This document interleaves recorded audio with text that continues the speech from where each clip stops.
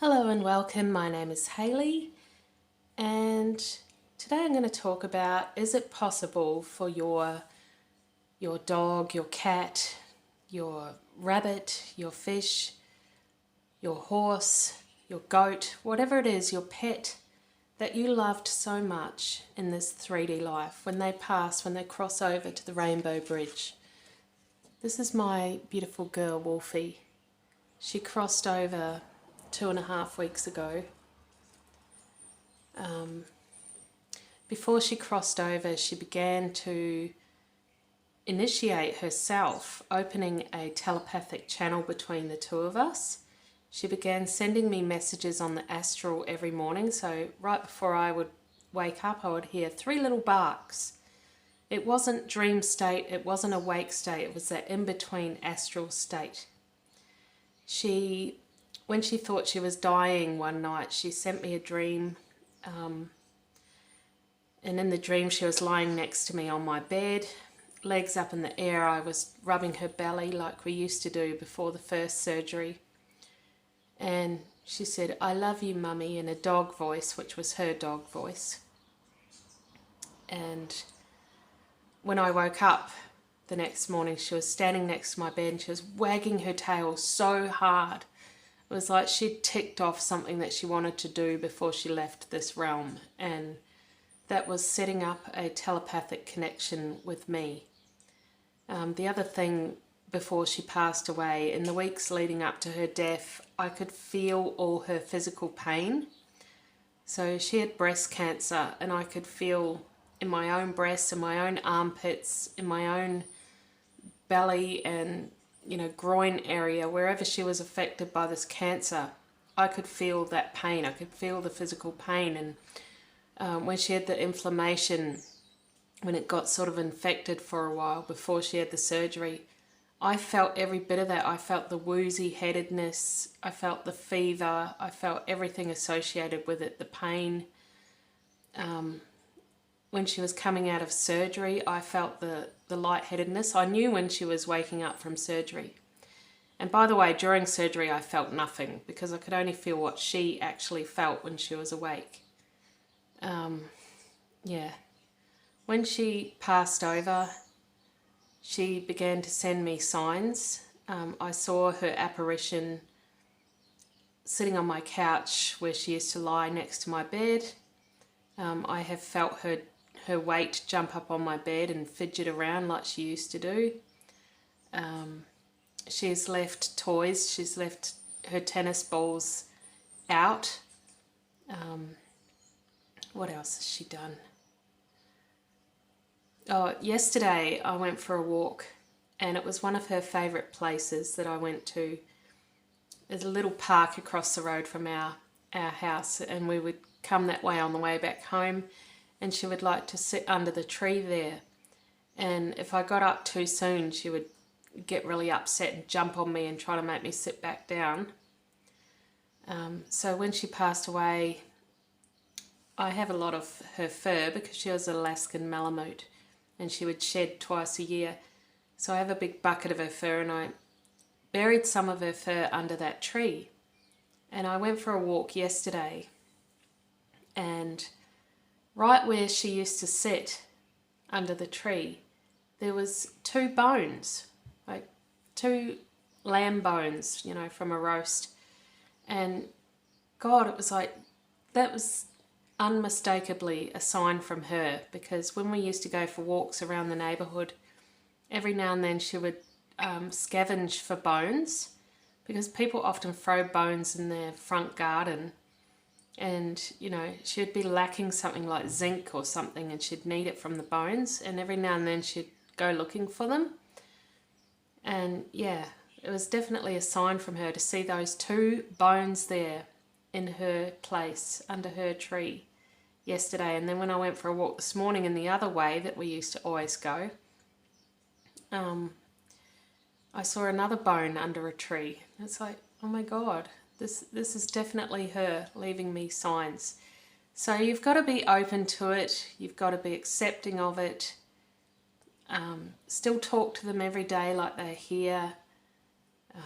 you know, make an altar for them, have their photos up, have their ashes, their urn sitting visibly where everyone can see it, you know, still say those special phrases every morning. So, one other thing that happened the other day, I got up in the morning and I touched her urn like I always do. Every morning I touch the top of her urn and I say, did I ever tell you that you was the best in the box, the best in the nest, the bee's knees, the goodest girl, the most on toast? Because I used to say that to her every day. And when I went to touch it yesterday morning, there was a white residue on it. I don't know what it was. It was weird. It felt, I don't know, it was like wax, but it wasn't wax. And all the doors were shut overnight.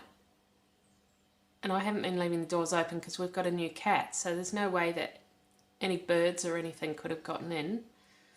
And the other thing I do, I touch the urn and then I touch this photo that I've got on the wall. There's one that stands out to me. It's actually the one that I've got my tattoo. And I got her to pose for my tattoo. And I love that photo. It's my most favourite. And it was right before she got sick, right before I found the tumours. And I always touch that photo every morning as well, like I used to do. And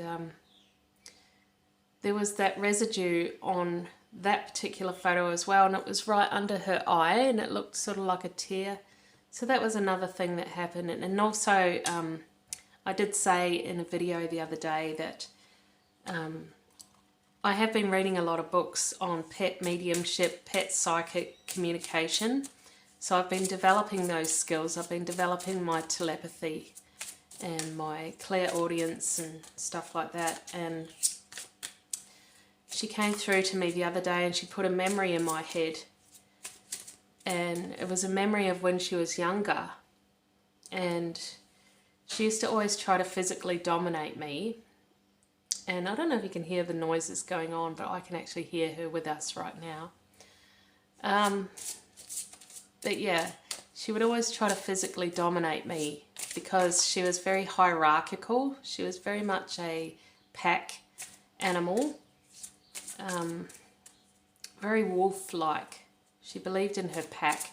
She got very upset when my older kids moved out and they would never come and visit anymore. She always was upset about that because they were her pack and she couldn't understand. But anyway, she used to try to dominate me physically because she saw me as the alpha of the pack. I was the head of the household. If I had had a boyfriend or a husband, she would have seen him as the alpha. But she saw me as the alpha. And so she wanted to be alpha, so she would try to physically dominate me. And she put that memory in my head. And I remember we used to say to her, me and my son, we used to say, "You're not alpha, Wolfie, you're not alpha." And then as soon as I said that, the word alpha really stuck out. And I got this future premonition, future memory of this new puppy that we're going to get. And it's another black and white Malamute, but it's a boy one. And we're going to call him Alpha. His name will be Alpha. And then I was like, oh my God, of course. This was her way of saying, like, oh, I'm not going to be, I'm not Alpha, eh? Watch this space. I'm going to come back as a boy dog, twice the size of my previous life. I'll be able to dominate you even more, and you're going to call me Alpha. And I thought, wow, you know, she's actually got a really good sense of humour if that's the case. So yeah, I am looking forward to meeting Alpha at some point in the future. So I'm going to do a quick reading here. Any messages to come through from Wolfie, from Spirit. And I'm using the Heal Yourself reading cards by Inna Segal. And we have dreams. So yeah, they will come to you in dreams, particularly after they've just passed. You may have trouble getting to sleep in the first weeks. I definitely do. But when you do sleep, you will have dreams, and you will notice that there will be some dreams different from others. So what do I mean by that? So, you know, you're going to have dreams that is your psyche trying to figure all this out. That's what we have dreams for. And, you know, in those kind of dreams when you're grieving, it may be a little bit scary. It may feel really unnerving. It may feel wrong. And you may wake up kind of panicked and scared. Those dreams are normal during grieving. It's all part of the process. It's all part of your psyche trying to figure things out. But then you'll have other dreams that will feel really, really nice. And it'll be your loved one, your pet or your loved one coming to you in a dream and maybe, you know, showing you that they're happy, or showing you a past memory of the two of you together, or giving you a piece of information, a piece of the puzzle that you weren't aware of. So in my dream, the night that she passed, she sent me an image of her just after she passed, and she was standing next to me and she was wanting to go home. She hadn't realised that she'd died. When she died, she was sedated, and they'd woken her up just enough for us to say goodbye before we had to euthanize her, because the disease had spread, the cancer had come back. It had only been 3 weeks since the surgery, and the cancer had already come back, and it was in her lungs as well, and there was no hope, and her tongue had turned all blue. It was only a matter of hours before she would have died anyway, so we were giving her that peaceful out. But, you know, she wouldn't have been aware that she had died. And she'd sent me this dream of her standing next to me thinking, you know, why is no one looking at me? Why is everyone looking up on the table? And why aren't we going home? So be mindful of the feeling of the dreams that come through to you. The ones that feel good, the ones that feel nice, are messages from spirit. The ones that feel uncomfortable, they're just your psyche. They're just your mind trying to make sense of it all. And we have hole in the soul. And that's what it feels like when someone passes, someone that you put so much love into. It feels like a void, particularly, you know, I've lost quite a lot of pets over the years, and people. I've experienced grieving quite a lot of times, unfortunately. But I will say that Wolfie was the worst, because I did have the strongest connection with her. And it leaves a void. You will notice on the first day that they still kind of feel like they're with you. And, you know, maybe you're able to sleep that night. But then either 2 days later or 1 day later, or whatever it might be for your situation, you will then feel this awful gaping void. Your house will feel empty, not just empty as in they're not there anymore, but you'll feel the energy has gone, the energy has shifted, and it feels cold and empty and void. So this is that hole in the soul, that void that you will feel straight after they pass. But just know that when you're feeling that, it's an adjustment. It's a transition. So what's actually happening is, you know, like I said, she showed me this image in this dream that she wasn't aware that she'd passed, and, you know, she was still expecting to come home with me, and that's probably why I still felt her energy with me on the first night. But then she would have, at some point, crossed over. And, you know, when they cross over, they have to go through things. They have to go through their life evaluation, their life review. They have to meet others that have passed on. They have to readjust. They have to go through this transformation. They have to, you know, go through some kind of lessons or whatever it is that they have to do over there. Like, you know, none of us know for sure. I can just say, you know, through my psychic feeling is that that's what they go through. They have to go through this because it is like a period of about 3-4 days where you won't feel them. You won't feel them at all. And you will actually, not only will you not feel them, but you will feel this deep void. And use that time to grieve. If your pet or your loved one has just passed away, use that time to grieve. Use it to just cry and grieve and self-care. You're not going to be able to do much during that time, but know that their energy will come back after that. There will be a time when their energy re-enters and you'll feel it. The house will feel a bit warmer again. It won't feel empty anymore. You'll feel like it's not like they're there sitting next to you, but you will feel that it's not that dark, empty void that it was, if that makes sense. So just know that their energy will return after that short phase. That's just the transition. And we have procrastination. Yeah.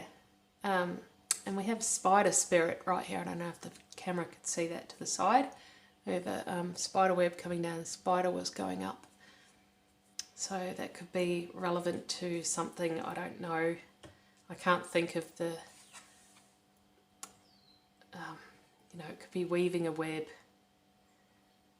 But anyway, we have procrastination here. And I'm feeling that that is, there is that adjustment phase that it takes time. That's what I'm being told here. It takes time to adjust. And while they are adjusting, you need to adjust as well. You know, maybe they do need to go away from you for a while so that you have that time to grieve, because grieving is very important.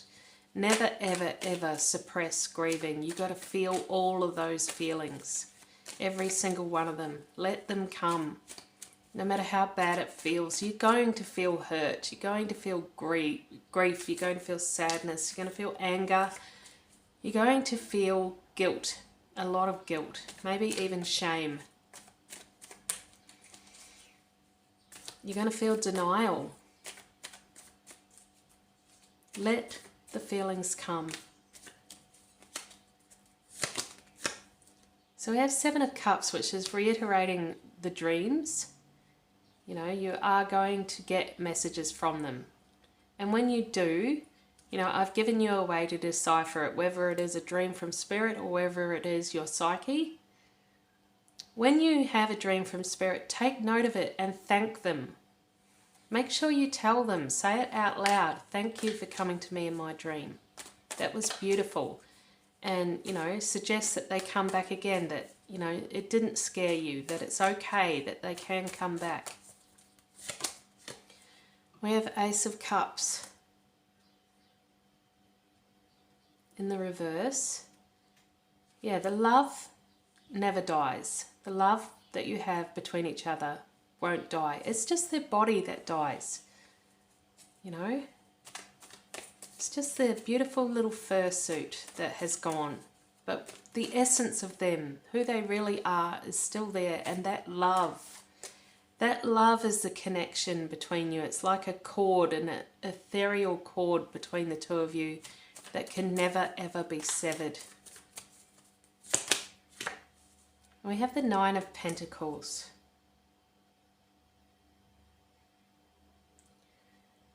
Use that time during the void to, you know, just let yourself do whatever you want to do.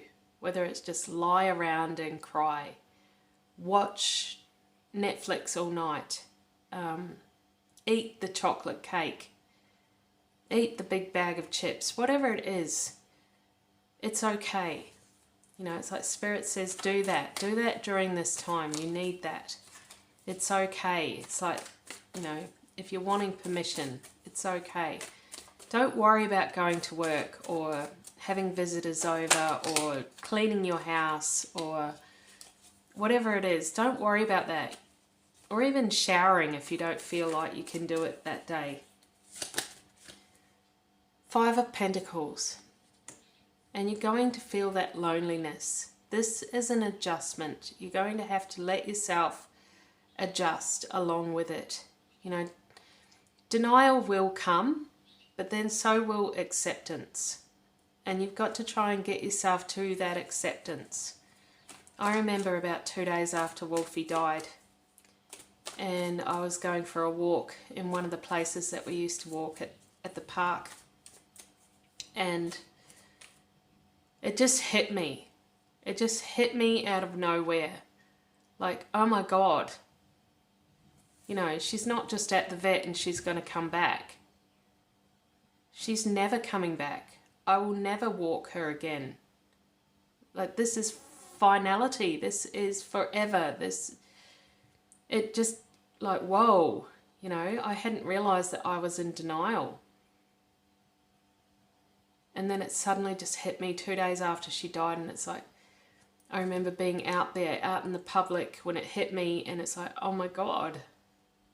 You know, because for some reason I'd been somewhere in the recesses, in the dark recesses of my mind, telling myself that this was just temporary, that, you know, this is not forever, that she'll be back soon. But yeah, the reality hit me that that's not going to happen. And the finality of it just felt very, very, very heavy. But you have to allow that to come as well. Because, you know, with denial, along is going to come acceptance. And it's going to, when that acceptance comes after the denial, it's going to thrust you right back into grieving again. Because with the denial, you were sort of avoiding grieving. And when you come into that acceptance, it's going to throw you right back into full-on grief again, because that's when you're going to start missing them. Because the initial phase is the shock of what happened. You know, you go through like a PTSD kind of phase. But then when you go into that acceptance after the denial, you have to go through the missing them, and that gets worse the longer it goes on. You know, because the longer that you're without them, the more you miss them. Now you have Temperance in reverse. Don't delay the grieving, is what we're being told here. The worst thing you can do is say, I'll do it later. You know, the worst thing you can do is put it off, go back to work the next day. Or, you know, go on that holiday that you already had booked, or whatever. Or, you know, go out and get a new pet the next day. Don't put it off. You have to go through this. It's part of your spiritual lessons. It's part of your journey. It's part of your healing process. This is what I'm being told by Wolfie's spirit and by my spirit guides. Let the feelings come. Process them when they come. Go through that void. Judgment. And as you can see in this particular picture here, you know, that's the soul going up to heaven. The soul lives on after death. The soul is not gone. The essence of them, who they really are, is not gone, and it never will be. And you have to come to acceptance of that. And as soon as you allow yourself to go through the grieving process and to go through all that denial and hurt and sadness and fear and anger, the sooner you can come to that acceptance that, you know, this is just a transformation. This is just a change. It's not that finality. It's not that permanence. This is just a change. The permanence, the finality is that you two will be together anyway. You will be together again. All right, I hope you took something out of that, and I'll see you next time. Bye.